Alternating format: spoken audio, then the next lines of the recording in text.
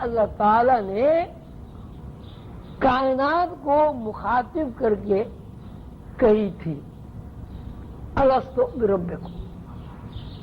جب اللہ تعالی نے کن کہا تو کن کے بعد تمام کائنات کا ایک وجود بنا۔ وہ وجود کس طرح بنا؟ نور کا بنا، روشنی کا بنا، اس کا نام آپ روح رکھیں کیا رکھیں، لیکن وہ وجود ایسا بنا کہ وہ وجود خود اپنے آپ سے واقف نہیں تھا۔ تو اللہ تعالیٰ نے اس وجود کو خود سے واقف کرنے کے لیے اور اس وجود کو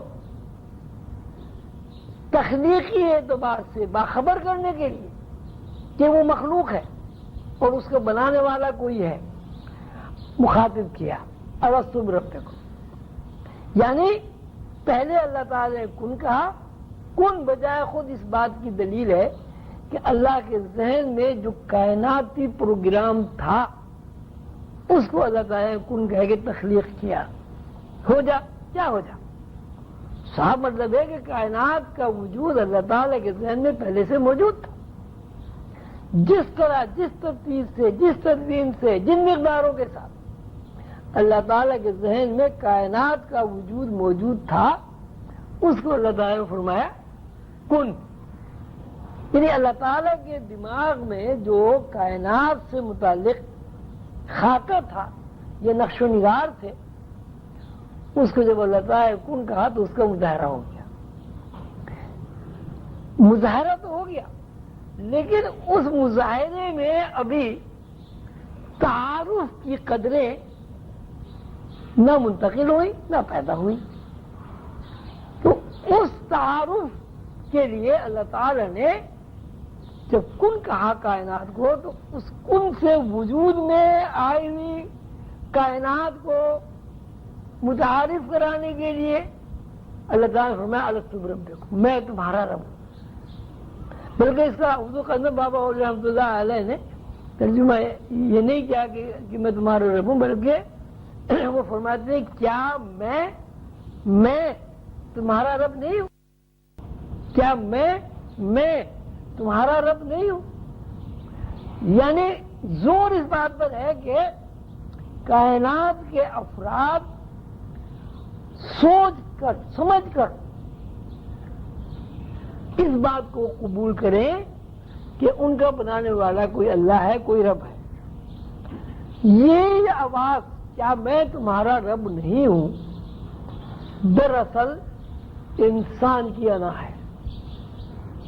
جیسے یہ آواز کائنات کے اندر یا انسان کے اندر منتقل ہوئی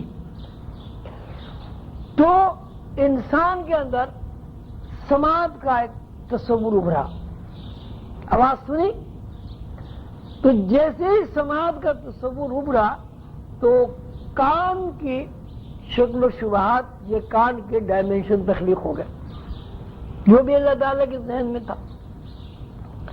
جب اللہ تعالیٰ نے یہ کہا کہ میں تمہارا رب ہوں اور آواز کائنات کو منتقل ہوئی تو اب دیکھیے دو باتیں سامنے آئیں۔ ایک تو آواز منتقل ہوئی، پھر یہ کیا میں تمہارا رب نہیں ہوں؟ یعنی اللہ تعالیٰ نے کائنات کو مخاطب کر کے متوجہ کیا ہے کہ تم سوچ سمجھ کر بتاؤ کیا میں تمہارا رب نہیں ہوں؟ اتنی صورت ہے میں تمہارا رب ہوں، کیا میں تمہارا رب نہیں ہوں؟ یعنی یہ سوچ کے سمجھ کے فیصلہ کر کے اس بات کا اقرار کرو کیا میں تمہارا رب ہوں۔ جیسے یہ آواز کائنات کے اندر منتقل ہوئی وہاں ایگو ہو گئی اور ساتھ ہی ساتھ انسان کے اندر ایک فہم پیدا ہوئی۔ کون سی فہم پیدا ہوئی؟ ایک فہم آواز کی پیدا ہوئی، کسی نے آواز دی، کہیں سے آواز آئی، اور دوسری فہم یہ پیدا ہوئی کہ آواز کسی نے دی۔ جب یہ فہم پیدا ہوئی کہ آواز کسی نے دی تو کائنات کے اندر اس چیز سے متعارف ہونے کی اس چیز کو دیکھنے کی اور اس چیز سے واقفیت حاصل کرنے کا ایک جذبہ، ایک تقاضا، ایک شعور پیدا ہوا۔ آواز سننے کے بعد جیسے ہی کائنات اس ہستی کی طرف متوجہ ہوئی جس ہستی نے یہ آواز دی تھی، تو وہاں اس ہستی کو اس نے دیکھ لیا۔ تو اب صورت یہ ہوئی کہ اب جیسے ہی کانوں میں سماعت پیدا ہوئی، سماعت کے بعد فوری طور پر جو تقاضا پیدا ہوا یہ کون ہے، تو اس کے بعد بصارت پیدا ہو گئی۔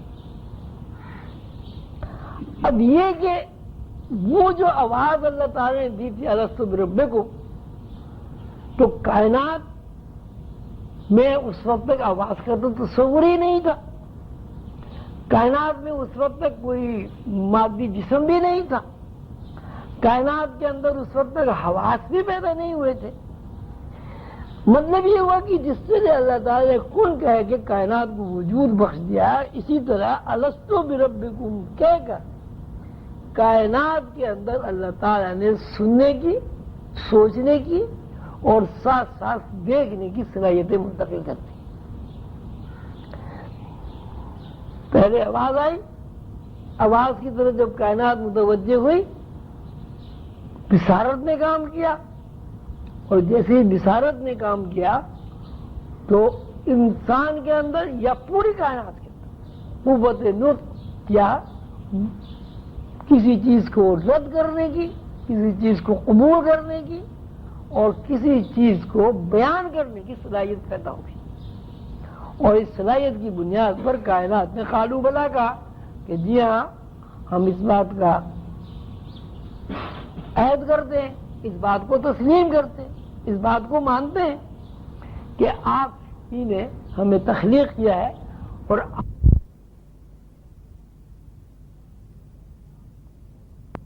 اعتراف کر لیا کہ آپ ہمارے رب ہیں، ہم مخلوق ہیں۔ اب اس کا مطلب ہوا کہ کائنات کے اندر دوئی پیدا ہو گئی، یعنی کائنات کا جو وجود انفرادیت پر قائم تھا کن کے کہنے کے بعد، اس کے اندر دو رخ متعین ہو گئے۔